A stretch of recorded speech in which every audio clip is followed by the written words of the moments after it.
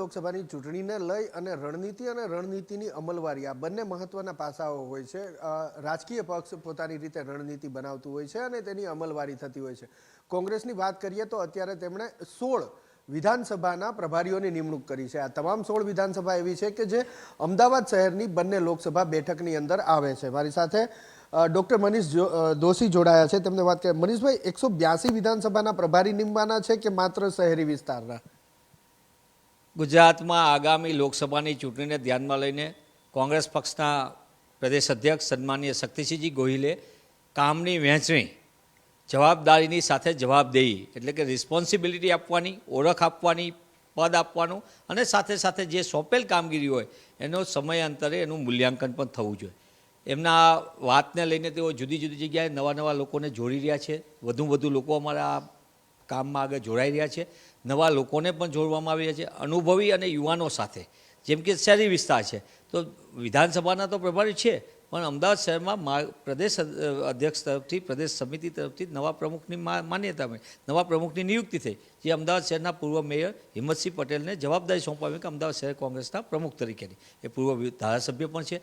ત્યારે અમદાવાદ જેવું મેગા સિટીમાં 16 જેટલી વિધાનસભાઓ, એ વિધાનસભાની અને પૂર્ણપણે સંગઠનને પણ મજબૂત કરી શકે, અસરકારક બનાવી શકે અને આગામી લોકસભાને લઈને નીચે સુધી એટલે બૂથ લેવલ સુધીનું માળખાને વધુ મજબૂત કરવા માટેનું એક આ રણનીતિના ભાગરૂપે વિધાનસભાના પ્રભારી બનાવવાનું નક્કી કર્યું. અને એના ભાગરૂપે આજે 16 વિધાનસભાના જે અમદાવાદ શહેર કોંગ્રેસના હિંમતસિંહભાઈ નેતૃત્વ નીચે આવે છે, તમામ સાથે પરામર્શ કરીને 16 વિધાનસભાના 16 પ્રભારી મૂકવામાં. એમાં અનુભવી, પક્ષ પ્રત્યેની વફાદારીથી કામ કરનાર તમામ લોકોને, તમામ સમીકરણોને ધ્યાનમાં રાખીને પસંદ કરવામાં આવે છે.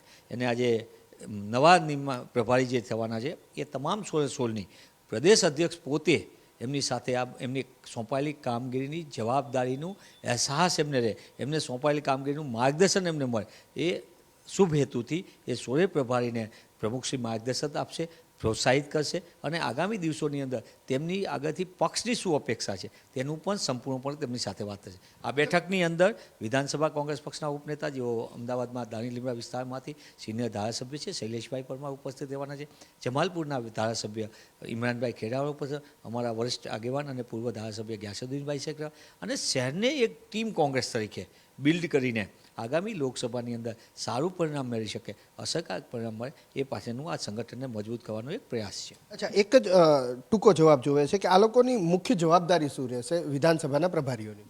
વિધાનસભાની નીચે આવતા વોર્ડોની અંદર એમના સંગઠનની પરિસ્થિતિ, સંગઠન સાથે વાર્તાલાપ, જ્યાં જરૂર જોઈએ ત્યાં ક્યાં ફેરફાર કરવાનો છે, નિમણૂકો અને આગામી સમયે લોકસભાને લઈને રાજકીય કાર્યક્રમો, પક્ષની અંદરના કાર્યક્રમો આવશે અને ચૂંટણીલક્ષી કાર્યક્રમો આવશે. એ તમામ બાબતોની રહેશે. સંપૂર્ણપણે આ પ્રભારીની જવાબદારી છે કે એ વિધાનસભાની અંદર સારામાં સારું કોંગ્રેસ પોતે મહત્તમમાં મહત્તમ પોતાનું પરફોર્મન્સ આપે અને એ લોકોના માધ્યમથી વધુ કાર્યકર્તા જોડાઈને કોંગ્રેસ પક્ષનું બૂથ સુધીનું નેટવર્ક ઊભું કરે, જેથી કરીને લોકોને કોંગ્રેસને મત આપવો છે એ નેટવર્ક પૂરેપૂરું થાય અને એ નેટવર્ક અસરકારક રીતે લોકસભામાં અમને દીપી ઉઠે, આ શુભ હેતુથી આખું વ્યવસ્થા ઊભી કરવાનો પ્રયત્ન કરવામાં આવ્યો છે. શહેર પ્રમુખ તરીકે માનનીય હિંમતસિંહભાઈ પટેલ નિયુક્તિ આપ્યા પછી આપ જોતા હશો કે શહેરની અંદર એક અનેરો ઉત્સાહ જોવા મળ્યો છે. ત્યારે પ્રદેશ અધ્યક્ષ શક્તિસિંહજી ગોહિલે પણ એક નવો પ્રયોગ કર્યો છે. પૂર્વ ધારાસભ્યોને, અનુભવી અને ચૂંટાયેલા જનપ્રતિનિધિઓ રહી ચૂક્યા હોય તેવા લોકોને રાજ્યમાં જુદા જુદા શહેર જિલ્લાની જવાબદારી સોંપવાનું પણ સંગઠને નક્કી કર્યું છે.